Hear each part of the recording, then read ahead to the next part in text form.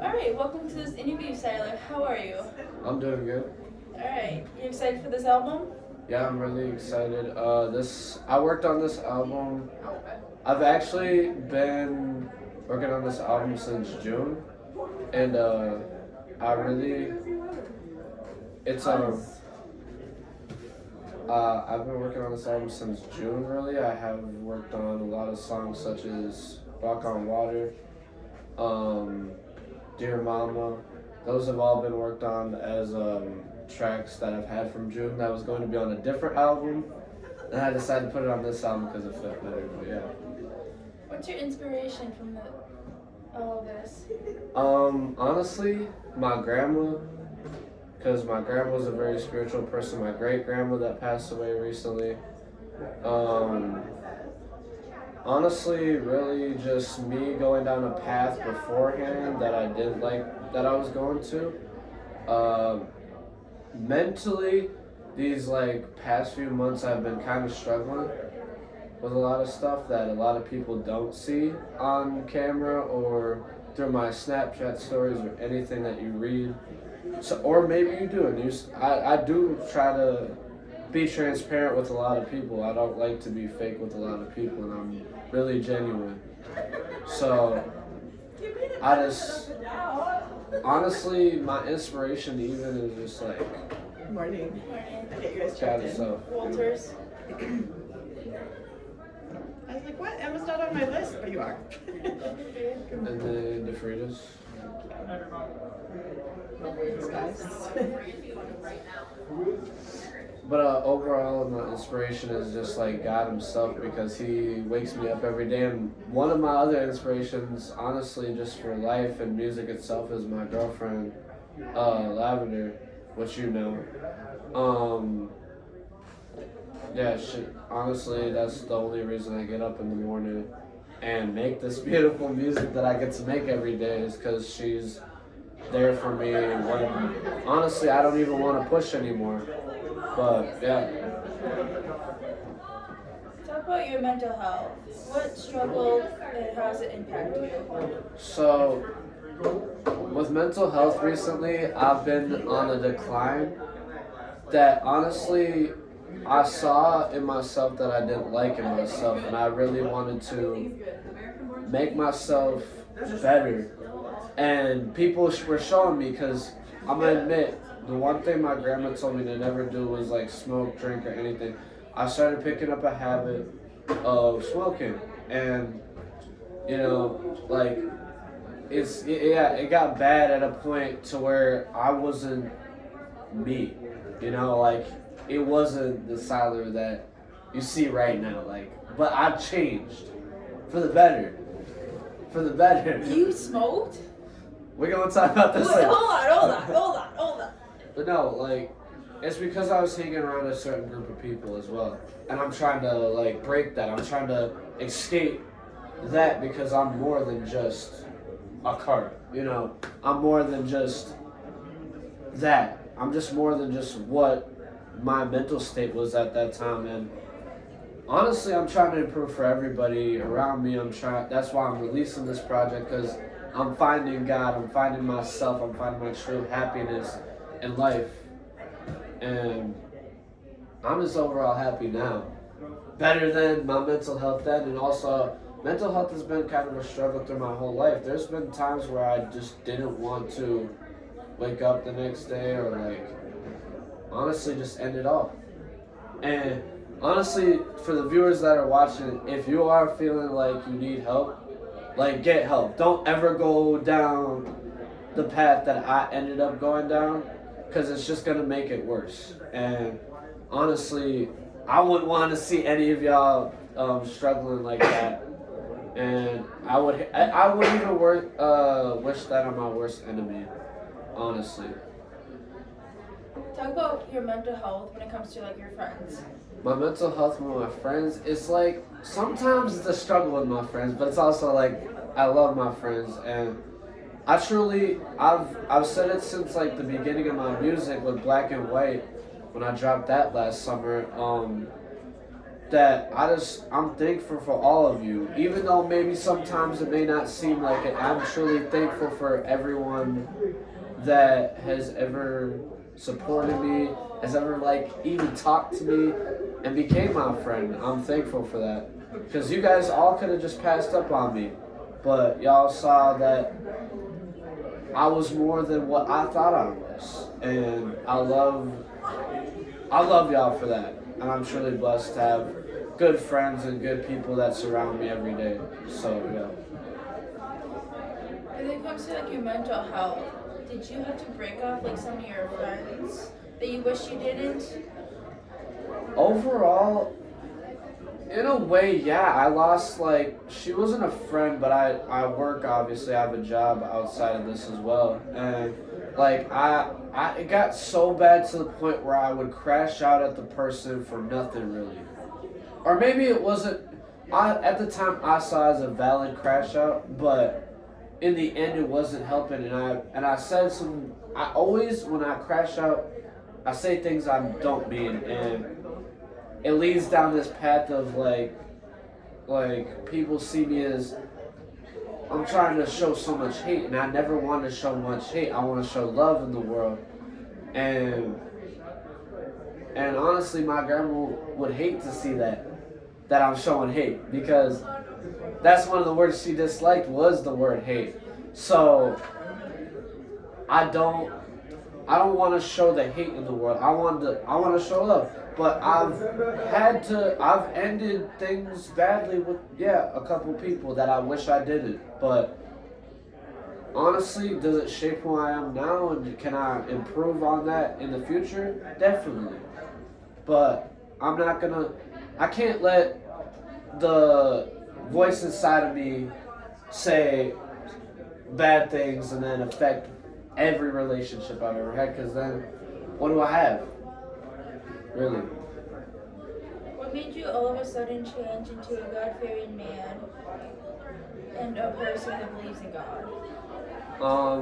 Honestly, it changed when I was honestly like veering off the path that I was on. Like I was still making I was transitioning to the God side, and this is a era that I've wanted to cover for a long time. Like I said, I was working on some of these songs back in June that are releasing now, like Never Giving Up that I just released. That was worked on back in June. I just re-recorded that little verse that you heard recently, the main part at least, and I was like, like that was like free. It's free in a way to have music like that, because not many people are like that, because they'll talk about the money, the fame, the cars, the women that they have, but at the end of the day, who's really there for you though? It's God. And honestly, in a dark place like where I've been at, where did I look to? The man in the sky that I can only see, and I love the vision that I've created with all of this. Because I got merch coming out, I got music videos, I got all this stuff coming out, and I'm so excited to finally make this an empire almost. Like God is truly a person that you can seek. Honestly, if you're feeling, because even in class the other day, I'm gonna say this, it was like, or Miss Hegley said something. She was like, people turn to religion when they got no money, basically nothing. So that's basically what I'm doing, is like I'm turning to it to like as a virtue for my life, so I can be better for all my loved ones and even people just generally around me. What do you think about your crash outs on Snapchat recently? Okay, the crash outs on Snapchat recently. I don't like them. I don't love them. And I'll say this again. I hate when I do it, because that's not me. That's like a whole different side of me you don't want to see. Is the crash out side of me. And I try to. It's like it's a fire. You're putting a fire blanket, fire extinguisher on somebody, that's basically what that is. I'm trying to put that fire blanket on that version of me, but at the same time, like, at the times, they can be valid crash outs. And sometimes I have feelings that bleed through the feelings that I want to have instead of the feelings I want to have. Like, I want to be happy. I want to go and be a functioning member of society, but then sometimes it's like somebody says something to me and then that really sinks into me, and that's when I start having these crash outs. And I just, in my mental, it just messes with me. But I'm trying to not crash out that much this year anymore. And I'm going to try to improve with not speaking out of turn, essentially, with people. Because it's landed me in some great deal of trouble that I didn't want to be in, you know? I want to take away the dark side of you, and I want to, like, bring some, like, happy moments into this interview. So, our first question is, what's your favorite song that you're about, like, releasing? I love Dear Mama, and I'll tell you this, Dear Mama, the only, like, the Dear Mama, I don't want to, like, the auto-tune in it was added because I was like, I'm doing a really bad impression of Young Thug. So that's why I love that song. But not only that song, Walk on Water, because I'm talking about my father that I've never met in my life and that I never got to really see. And it'd be interesting to meet him and actually show him what I've done over the last 17, almost 18 years of my life that he's never gotten to see. And I've heard bad things about him, but really it's all to the day until I actually meet him, and I actually might hit my mom up too, which is also Dear Mama was made because I want my mom to be happy in this world. I want her to have a mansion. I want her to have all these nice things. I want her to go into retirement feeling like she's got enough money to go into retirement. So I want to set something up like that for her, definitely. And I feel like I just want to help out the struggle that she's having. And overall, I just love that song because I love my mom, really. Who's your GOAT? My GOAT is so music GOAT is Ye, obviously. You know, I take inspiration. I even got, if they could get that, Yeezys on, but I turned to Ye as an inspiration because truly, like, I feel like I've been put in a similar situations as him. Definitely. Because I've said some things that I don't mean. He said some things that he obviously doesn't mean with all this anti-Semitic stuff and all this. And now everybody's starting to see, like, accept him again. Like, everybody's starting to accept me again. I go in the hallways now. I took the bonnet off. That freed me. That's like the devil freed me and sent me to God. And you know, that was like the escape. Now everybody's coming up to me again and I'm like, damn, you know? But I feel like when I was at my darkest, it only brought it back up to the light. And even when Ye's at his darkest, he always finds a way to come back. And that's really inspirational to me, to be honest with you. What's your dream collab? Dream collab. Could say Ye, but also like Baby Keem. I'd love to work on a song with Baby Keem futurely. I love his new album, Casino, and my favorite song is Dramatic Girl off that album. Should go listen to that. But Baby Keem's a good shot. Maybe some good music people like Pusha T, Travis Scott, maybe. Who knows? I'd love to work with people like that, though. What do you want to accomplish with your music? At the end of the day, I just want everybody to vibe with my music. You don't need to read into it. I just want y'all to have fun with it. That's what I'm having. Like, Jackals, y'all hate on it, but like, I was having fun. I was genuinely having fun making that album with my best friend, my brother, Too Easy, which we'll get into probably later. But I enjoyed making that. It's something like Holy Spirit Activate. I enjoy making this music. It's not like I'm just turning around and making it just because. I'm making it because this is how I feel and this is how it is. But eventually I want to accomplish big achievements like maybe earning a Grammy or maybe winning awards or like being seen as this big public figure. And eventually like even do other avenues of creativity.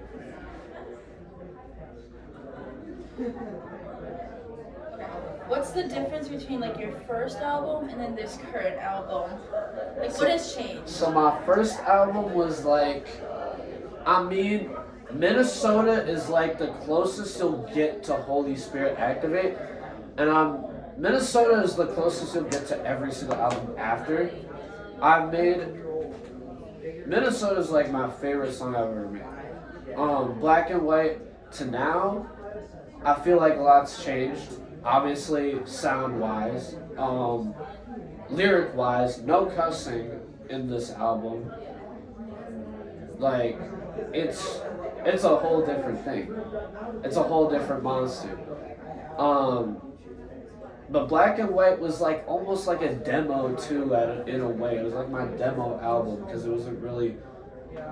I didn't really try to work on it, but I did put time into it, and it took me like 3-4 months, but at least it came out, and I'm happy that it came out because now we got to this point where I've improved, obviously, in my craft. Where do you want to live in the future?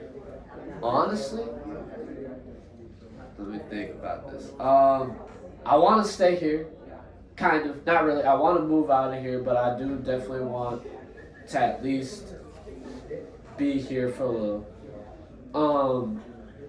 Honestly, Brazil, probably. I want to move to Brazil. Maybe even a place like a little farm somewhere. Not a farm, but like a little compound somewhere. Would be nice. Like just a chill getaway spot. Yeah, that's probably what I would do is either Brazil or just like a very chill, open area where I get to like take it all in, take all of the beauty in the world. Okay, I want to like rapid fire some like fun little questions. All right. So like, what's your favorite food? Spaghetti. All right. So what grade are you in currently? I'm in 11th grade. And I'm excited to get out of school, but we can only pray for that to happen. I'm praying for good grades. I'm praying that I just keep pushing. Just keep pushing. That's all I gotta tell my future self, really. All right. With the 11th grade year, what's your favorite class? Favorite class, 11th grade year, Miss Hegley, World Literature. That's a fun class. She's so chill. Out of all my teachers, I'd have to say she's like the chillest one. I like. Miss Hegley is cool. Alright, now, like, all of your high school, what's your favorite class? It would have to be. Well, it wasn't game design. Game design was fun, but it was like genuine fun I had in a class. Could say Hegley again, but honestly, I remember civics class. That was fun too. And you were in that class. That was a fun class, honestly. I could say civics because that was also my 9th grade year, and also when I was playing baseball, so like Dival was in there, so it was like, it was cool. What's some of your like fun moments in like high school? Fun moments? Getting to just spend time with my friends or my girlfriend or anybody, really.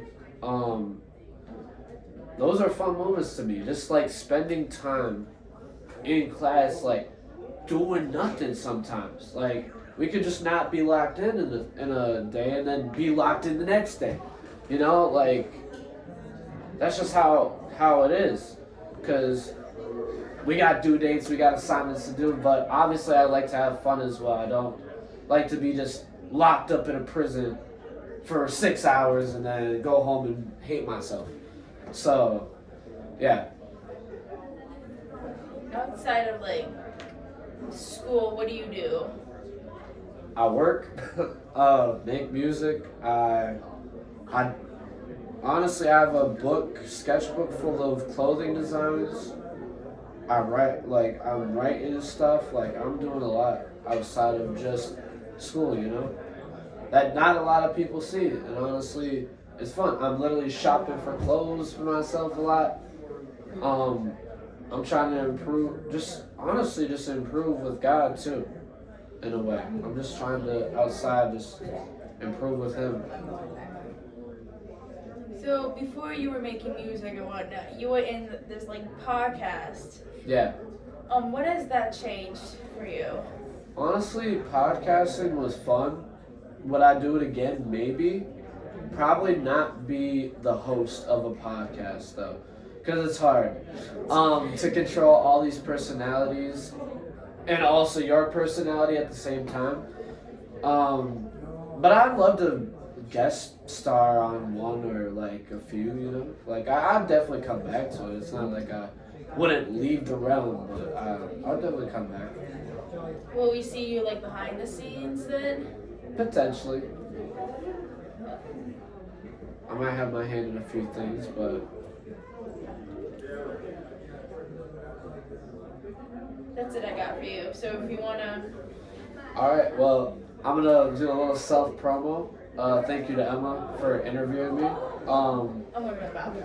And then Holy Spirit Activate is coming out April 3rd. I'm so excited. Check it out. On my Spotify. It's going to be on YouTube. Anywhere you get your music. Thank you guys for watching. Thank you guys for supporting. I truly love you guys. And I'll see you in the next one.